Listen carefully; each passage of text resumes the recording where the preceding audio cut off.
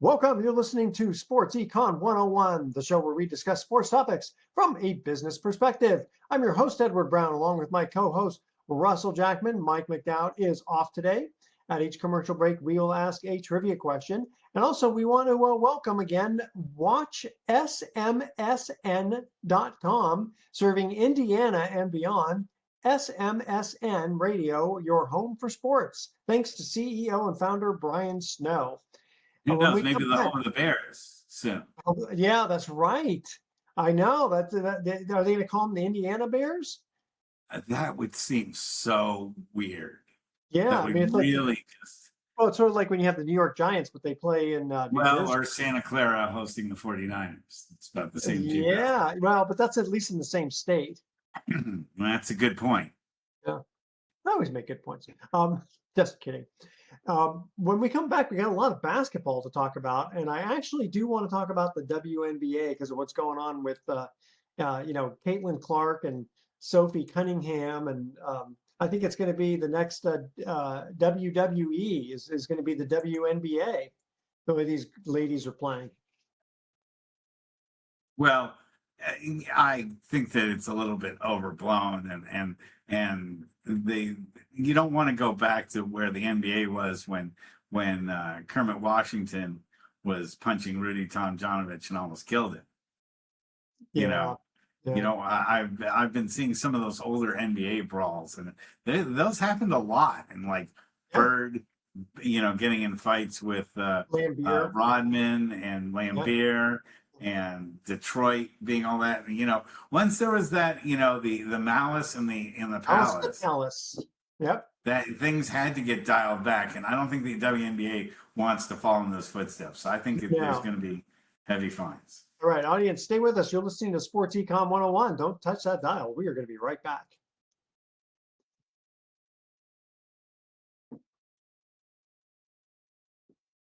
Welcome back to Sports Econ 101. I'm Edward Brown along with Russell Jackman. All right, actually, I do want to start off with the WNBA. So there's a target on Caitlin Clark's back. And, it seems like it's obvious that it's about race because if she was black, I don't think that people would really care that much that she's a superstar. She's making, I don't know how much more money than a lot of people, but she's the reason that people go to the games.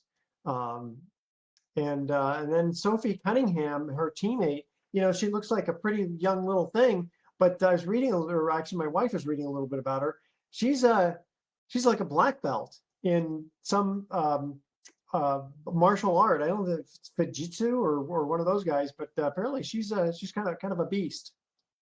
So she's not scary. It's the not the size of the dog in the fight. That's it. But the fight in the dog, not to call her a dog. I'm not referring to her as a dog, but it's an old saying that, I would take the skilled smaller fighter over the unskilled big man, all the time. And that always turns out to be the case. I don't know, part of it I also think is maybe a little bit purposeful for the WNBA because they want more people to tune in, and by creating these kind of heated rivalries, so to speak. That's what made the NBA, drew a lot of interest in the NBA, and I think there's something to be said about that formula, that if you can get girls to brawl, maybe more people are going to tune in. Well, remember the old, going to a hockey game and a boxing match came out, something like that? You just need to look at the NBA playoffs. Yeah. There were near fights in almost every series, or, guys scuffling to each other. There was Jokic running completely across the court and getting right in the face of was the guy in Minnesota,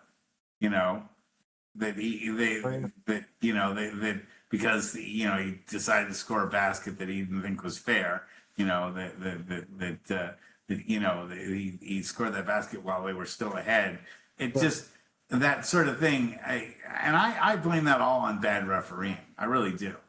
I think that if you have the game in control and you're not letting the little scrappiness get missed, then and they understand that the fouls are being called, then you don't see the cheap fouls. I mean, Wembanyama in game 4 absolutely manhandled Jalen, right? Brunson? Yeah, Brunson. Just threw him to the ground, and the refs didn't say anything. That whole thing where he was going in, I'm in your head, I'm in your head, I'm in your head. Is that not taunting? Yeah, I think it is. And yet, because of the star power of Wembanyama, the refs just look the other way. Yeah, but Jalen Brunson also has got star power, and even more so now. Now he does. He didn't before that series. He was on another level. He's on the lower level of stars. You know, nobody would have mentioned him in the top 5 players of the NBA prior to that. That's probably true. Yeah. You know, Shea Gilgeous gets a lot of calls. You know, Wembanyama obviously gets a lot of calls. LeBron gets a lot of calls still. You know, Harden used to get calls if you just like breathed his way. You would get a foul called on. LeBron will keep getting calls till he's 75 years old. Luka Doncic gets calls like crazy. And yeah, what was it? Who was it? Jokic that used to just get really frustrated that calls were not going for him, or was it Luka? Well, I know Curry gets very upset because he gets whacked all the time down below and winds up on his back. And there are times where the Warriors will go to the free throw line 3 times in an entire game, and the other team will get like 18 trips to the line. You just got to wonder, you know, what exactly is going on there. Speaking of, really do play a little bit more physical, but you know, you and I were talking about how, you know, you go back to the 90s with the nasty boys or the bad boys of the Pistons, and it was, I mean, it was brutal. And then I'm just kind of wondering if the NBA or WNBA, it's like people are going to be kind of going to it looking for the fights rather than they won't be but the aggressiveness. Let's put it that way. But a more pressing issue is that I don't know if you read that Malik Beasley and Ed Davis, you know, one of the other famous Eds in sports other than yourself, they've gotten caught up in another NBA gambling scandal. I hadn't read that yet. Oh no. Yes. And I mean, and they never resolved the Terry Rozier, Chauncey Billups gambling. Yeah, what happened with that? I don't know. And now there's another 2 guys involved in gambling. And Malik Beasley, I mean, he's more well known than you know. and Ed Davis as well. I mean, you know, it's not an isolated incident, and yet the NBA is just sort of, you know, putting its hands behind its back and whistling and just going, "Isn't that nice that the Knicks won the championship?" You know, don't anyone pay any attention to what's going on behind the curtain. You know, everything's legit here. There's nothing corrupt about, you know, the fact that now we have 2 gambling scandals within a year, and neither one of them. I mean, you didn't even know that it happened. It flew under your radar completely, and it wasn't something that the NBA has really been announcing much. I'm telling you, gambling is really going to be the end of the sports as we know it. That's a very, very. I think you're right. It taints it so much that people just are going to start automatically assuming that games are fixed. Well, you think about the fact that how much money changed hands during the series between New York Knicks and San Antonio, and the fact that you can bet on games while they're in progress. People were probably shoveling out when the Spurs were up by 29. You can make in-game bets while the team is going on. So people were shoveling money into the Spurs while the Knicks were coming back, and some lucky New Yorker probably just absolutely fleeced thousands of Spurs fans who were probably just saying, "There's no way we can lose a 29-point lead." Yeah. So at the half, they probably, you know, re-upped, like, you know, 10 grand, 20 grand, just saying, yeah, it's going to be easy money for me. It's interesting how, back in the 1919 baseball scandal, they finally came out with, the commissioner, Kennesaw Mountain Landis was his name, to be the commissioner. And then, now you've got, Adam Silver, right? But what's he going to do about these scandals? So far, he's done nothing. And I think he's been a terrible commissioner as far as that goes. I think, Stern would have done something about this right now. And all Silver's interested in is these ridiculous in-season tournaments and Are you a fan of that? What? Are you a fan of the in-season No, tournament? I think that the Observe You Urinate award, the CUP award. I always say the Emirates Observe You Urinate, because that's basically what it's worth. It's a distraction. I mean, can you tell me who won this year's? Nope. The Knicks did. Well, there you go. I know that they won the championship. And Milwaukee won it 2 years ago. Yeah. So what does that tell you? And the Lakers won it in the first year. What does that tell you? Nothing. Okay, we're going to go to our first trivia question, commercial break here. I say in which city? No, not which city. What film boasts the best-selling soundtrack of all time? It's a music question. Oh, I say in which city? That doesn't make any sense. What film boasts the best-selling soundtrack of all time? And I'll tell you, it is not Toy Story. All right, stay with us. Sports Econ 101. I'll be right back. Don't touch that dial.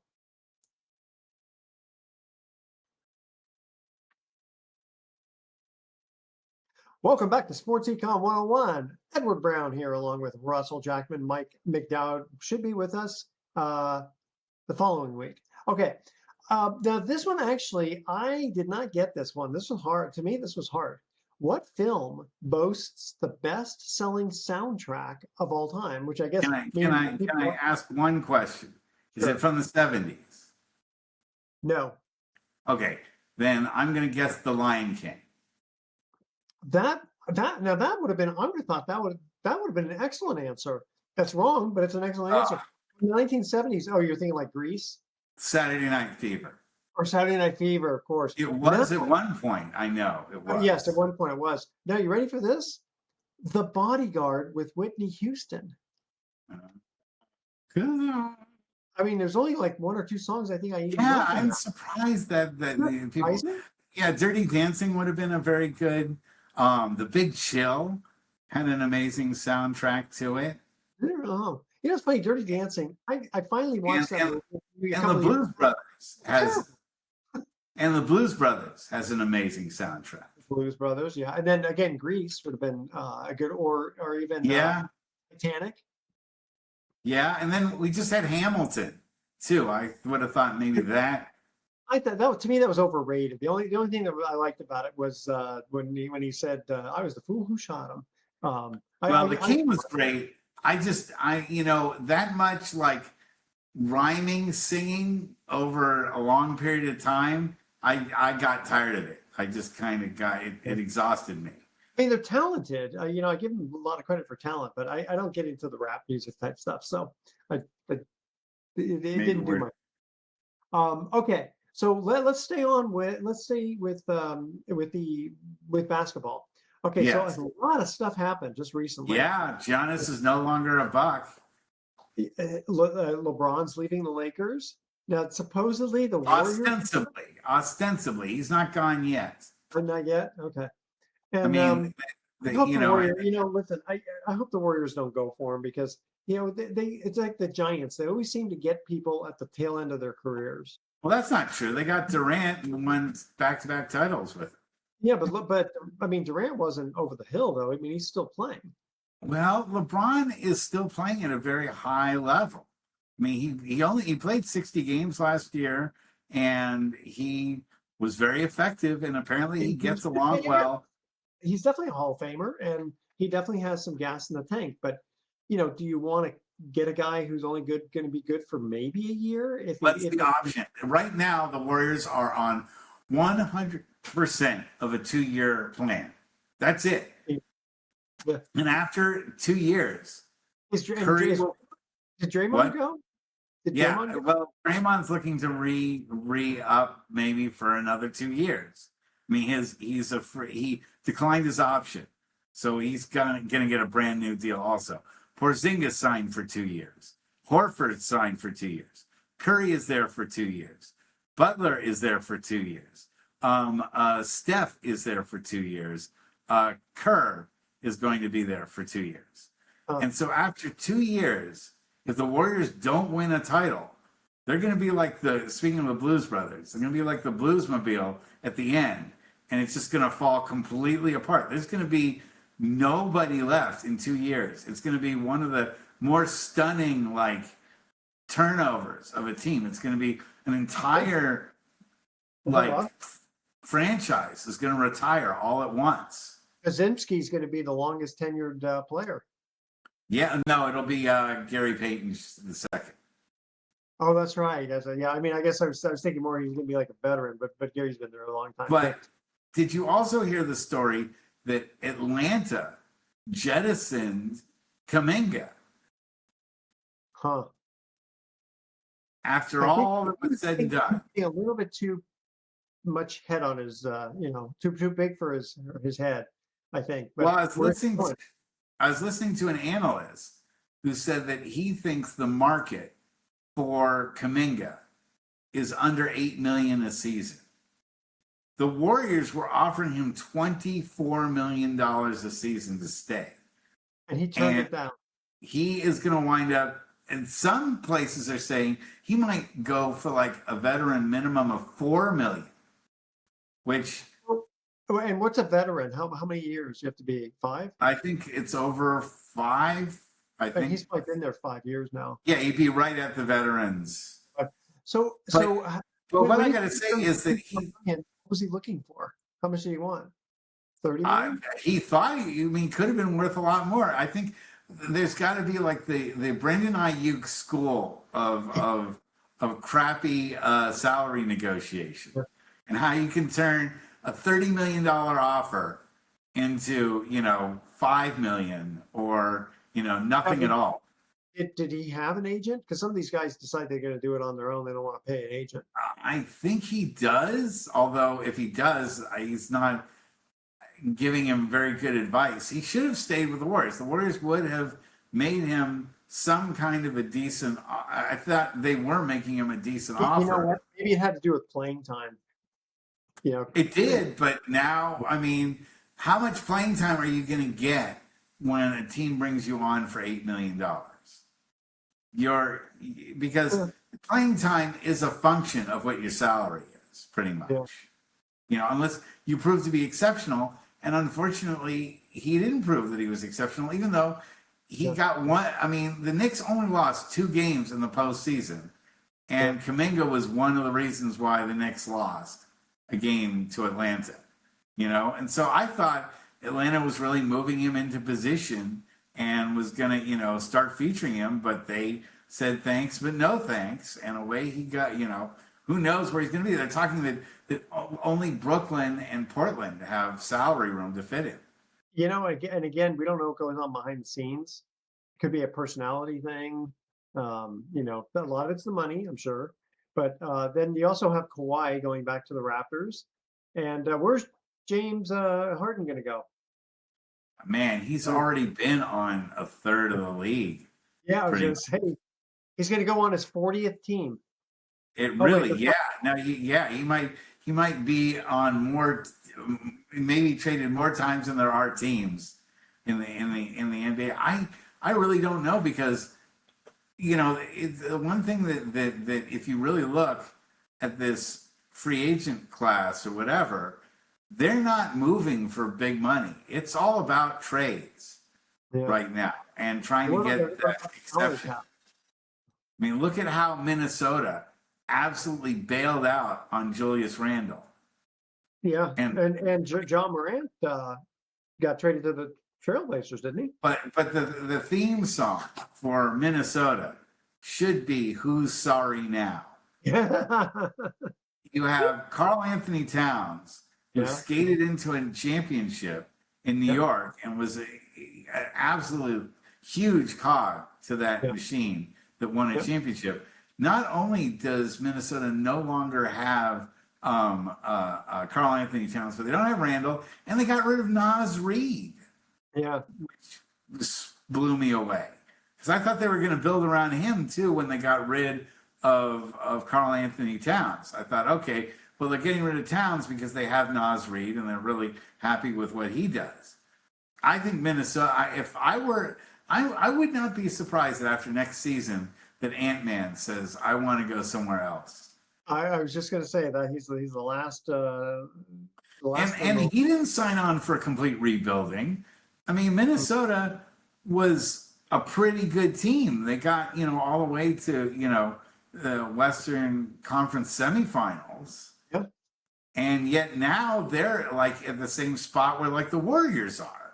Like, not. I hope the Warriors don't get. There's talk about Anthony Davis, and No, he's not coming. I guarantee. No, that was shot down today. Washington doesn't want him. The Warriors re-signed Porzingis and Horford, so they already have two centers. Plus, Draymond plays center, and you've got Quentin Post. So that's four players that are centers on this team. So what are you going to do with Anthony Davis? How do you fit him in? Plus, he's injured all the time. Washington would have to take Butler off of the Warriors' hands to make it fit salary-wise. It sounds like they don't want to get rid of Butler. No, they don't, because what the Warriors could offer anyway in return would be an injured Butler who's not going to be able to play for half the year, plus draft picks, which I don't think the Warriors really want to part with. So that was an instance of reporters, no offense, just picking lint out of their butt and just saying, "Oh, I think there's going to be a trade." They had they didn't talk to anybody. They didn't have anything to go off of. They just, I have a side story. Are we about to go to break? We are. Save your side story, okay? And I like Jimmy Buckets. I want him to do well this year. Yeah, okay. He's 38. I know. He had good years with Chicago, and then he got hurt. And he gets hurt a lot. He dragged Miami to a finals, though. What's that? He dragged Miami to a finals. Yeah. Okay, so here's our second trivia question. Now, this one is a geography question. And I think you'll get this one. Gauchos are found in which country? Do you know the answer? Yes. Okay, I was going to say, I don't need to give you a hint. No. South America. I just kind of had a feeling. I'll give you that. The next country, or the next question I have is also geography, and this one is, I think it's hard. Okay, audience, here's the trivia question again. Gauchos are found in which country? All right, stay with us. Sports Econ 101. We'll be right back. Don't touch that dial.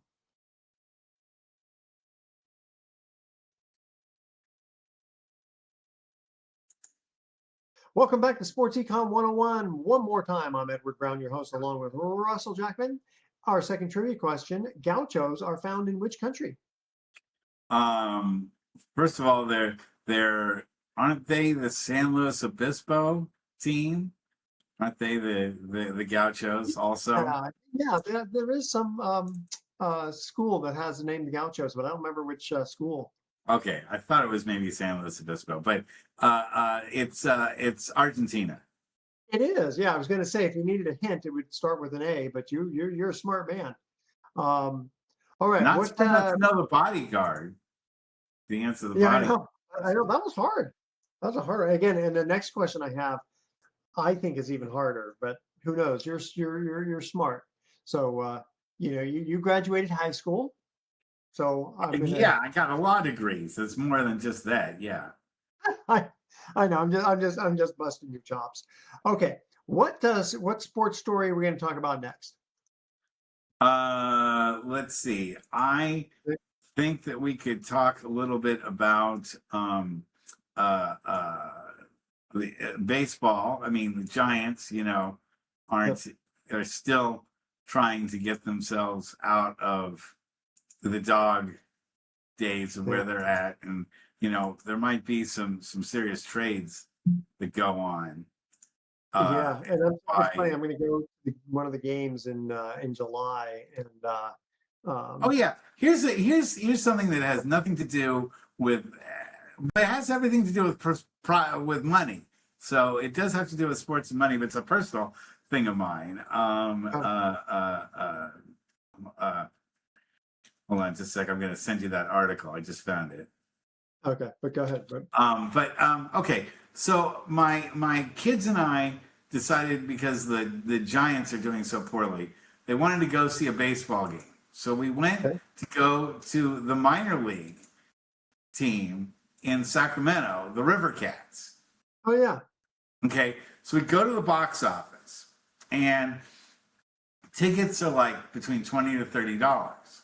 Wait, and by the way, did you drive like 90 miles to get there, or you already going to be there? Yeah, I have friends there, so we went. I played poker with some friends of mine. I usually do that once every couple months. So which, by the way, Russell plays for no money. It's all for fun, because we don't nickel dimes, 50 quarters, 50 cents, and dollars. And IRS, you want to go up against me and get the but I have a write-off. I played for 2 hours. I'm not talking IRS. I'm talking about I don't know what the laws of the land are with regard to playing poker for money. Well, go ahead. They are entitled to the 5-cent profit I made off of the time that I played for 2 hours. So if they want to collect their share, the 5-cent profit, I'm more than willing to cut them in for 2 or 3 cents.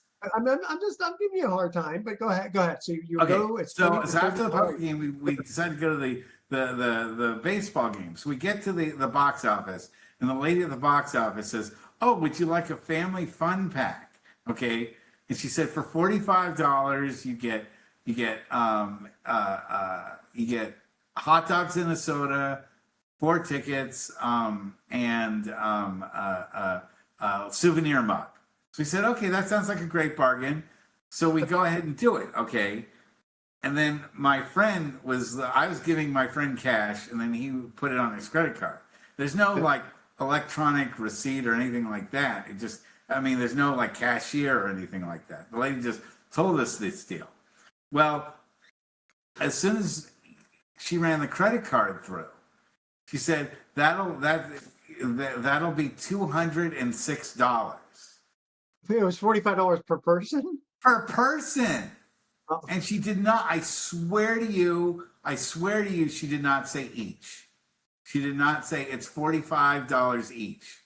You would think. Because how does that make any economic sense for seeing a game, for $20 to see a game, and then, how much food you're going to eat, and how much is a mug? I mean, that's deceptive. And why she didn't say why do you quote something as a family fun package and not give the total amount of the package when you're selling it to somebody? Exactly. There was no poster on the wall that said anything. She just offered it to us while we were buying the seats. Yeah. So did you get your money back? No. They kept it. I had to pay $45 for seat. I mean, it's still a lot less expensive if I bought, tickets to a Giants game. Yeah, but the idea was you wanted to go to a game that you would normally spend 20, and how many people, so how much did you have to spend yourself? About $130. Okay. And if you would have just bought the tickets that you wanted, you probably weren't going to care about the mug. You would have just bought drinks. Between 60 to 90. Between 60 to 90. Yeah, so that's like 100% more almost. Yes. I hope are you going to do anything about it? I am going to write to them and say, and then on top of all that, it was a 1-0 game that the Giants lost, that the River Cats lost. Oh, that doesn't help. To make matters even worse, they had a fireworks show at the end that we stayed 20 minutes for after it was over. And then right at the end of the fire, the time that we waited, they said, due to technical difficulties, there'll be no fireworks tonight. So we got nothing. Oh I got man, to sit there for a 1-0 baseball game. A minor league 1-0 baseball game. Well, that part of it's not anybody's fault. No, right? but it could be more exciting. Fireworks part. I mean, you specifically went for the fireworks, didn't you? That's why you chose that game. That was something we were looking forward to, especially when the game had no fireworks as part of it. At least you could have thrown a couple of firecrackers and one Roman candle and a bottle rocket. I mean, they have fireworks stands right outside the stadium. You know, they might as well. They just should have, sprung for like $500 worth of fireworks at the stand, and brought them into the stadium and just lit them off for us. Wow. So it was a big fat, waste of time. And that'll sour things for you. Yes. I hadn't been to Rivercat Stadium for like 18 years. This is the first time I was there, like in their second season when they were in Sacramento. So I went to a game, but it was a lot longer than 18 years. And I thought it was still the Rivercats. I'm not sure, but they didn't always play at Riverfront Stadium. Riverfront sounds like not Riverfront Stadium, Sutter Home Park. I don't know. They probably played somewhere else, but I think the Rivercats have been around for a long time. Yeah, but I probably won't go to another minor league game anytime soon. I mean, the weather was perfect, and it was a nice crowd. I mean, the crowd was nice and everything. But they do have don't the Santa Fe Pacifics play locally here? Yeah, kind of an international. I mean, it's funny because they consider it professional baseball rather than minor league. Because these guys, they do get paid, and I'm not sure what the difference between minor league baseball, unless they just don't get paid. Well, minor league, you're affiliated with a major league team. Who are the SaberCats affiliated with? The Rivercats are associated with the Giants. I mean, are they really? Yeah. Okay. We were supposed to have. Oh, that's another thing. Elliot Ramos was supposed to be doing a rehab assignment there. He was announced, and then he didn't play. Well, so there you go. There's another one for you. So it was all about. I mean, all these things that we were hoping for just kind of fell apart in our lap, and it all cost me, $120 for the privilege. So I'd say anyone that goes to the Rivercats, watch out for that family fun pack. Don't sign up for it unless you're willing to pay $45 a seat. But buyer beware. I hate stuff like that. It's not. I mean, maybe I'm out $60, and that's not the end of the world. No, but it's the idea of it. It's feeling like you got ripped off. You're feeling like somebody pulled one over on you and charged you something you weren't expecting. That's always something. It's like getting right. That's the hard part. I mean, at least if you knew before you left to go there, to go, hey, they got this family pack and you pay $45, and it's like, okay, well, maybe the food wasn't as good or the mug wasn't as good. It's not the same thing. No. This was trickery, so to speak. Absolutely. Yes. Yeah. And well, if it makes you feel better, football season's not too far away. As a Giants fan, I couldn't be happier. I really, I just check the scores at the end of the night. I don't watch. I don't sit through. Maybe I'll sit through 1 or 2 games when Webb is pitching, because that's still fun to watch. But they're going to be a 90 to 100 loss team this year. Yeah. And what about your A's? They're your A's. I hate the A's. Can't stand them. The only green uniforms. I know. That's the only reason. 1989, my friend. 1989. I will never forgive the A's. I won't forgive the A's not only for 1989, but I won't forgive the A's for 1988, and I won't forgive the A's for 1991. Why the A's couldn't have won in 1998, lost in 89, and won in 1990. I would have been fine.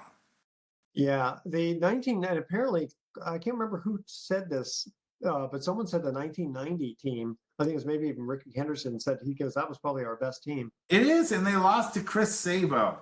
Sabo, exactly. 4 straight. I know. I can't. That's still one of the most jaw-dropping series. And because the A's did that, and the only time they could win in 3 years was against my Giants, and I really feel that '89 Giants team deserved a World Series. Matt, okay. Well, Will just Clark, one more heartbreak at you. What about the 2002 Giants? that's even more heartbreaking. But that '89 team, Will Clark deserved a World Series win. I mean, you look back on his career, and that's the one thing that's missing. I really loved Kevin Mitchell.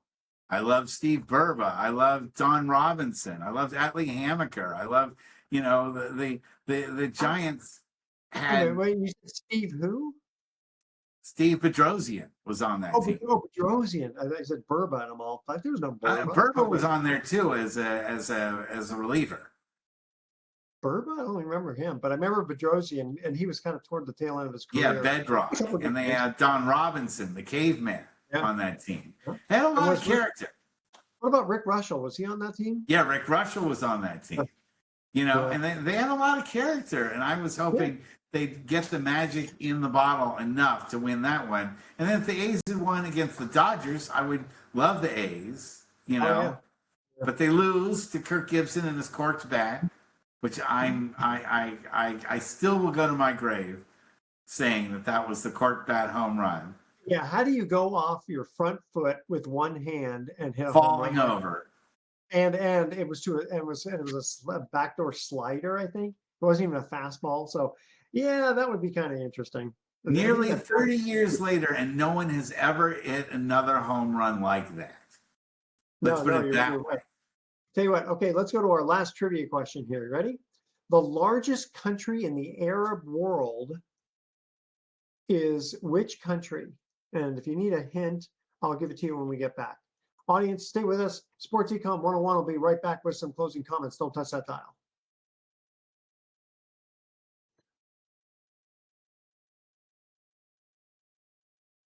Welcome back to Sports Econ 101. Last time for today, I'm Edward Brown, your host, along with Mr. Russell Jackman. Okay, the third trivia question. The largest country in the Arab world starts, I won't tell you what letter it starts with. What do you think? Egypt? No. Okay, it starts with an A. Well, not the Arab, not Saudi Arabia. No. You ready? Algeria. Algeria's got 2.38 million square miles. I guess if you look at a map, you'll see how. I'm going to debate that because I think Egypt is larger. Well, if you Google how big Egypt is, then you'll tell me if I'm wrong. All right, you ready? Here's our silly pun of the week. So I had a job interview today, and the manager said, "We're looking for someone who's responsible." I said, "Well, I'm your man." At my last job, whenever something went wrong, they said I was responsible. Come on, Russell. That's a fun pun. I'm looking up Egypt. Okay. Well, then I'm just going to go right to our thoughts of the day. So I hate elevator music. Why? Because it's bad on so many levels. I don't know. Elevator music has its ups and downs. That's true too. That's a good one, Russell. I know. What did you say the square mileage was of Algeria? 2.83 million. How big is Egypt? 23 million square miles? No, it can't be. That's not possible. That's not possible. Okay. And ready? And I realized getting a degree in history is useless because there's no future in it. All right, audience, tune in next week to Sports Econ 101. We're going to be discussing sports topics from a business perspective and asking more trivia questions. Thanks for listening. On behalf of our team, I'm your host, Edward Brown. We'll see you next week. Adios. So long.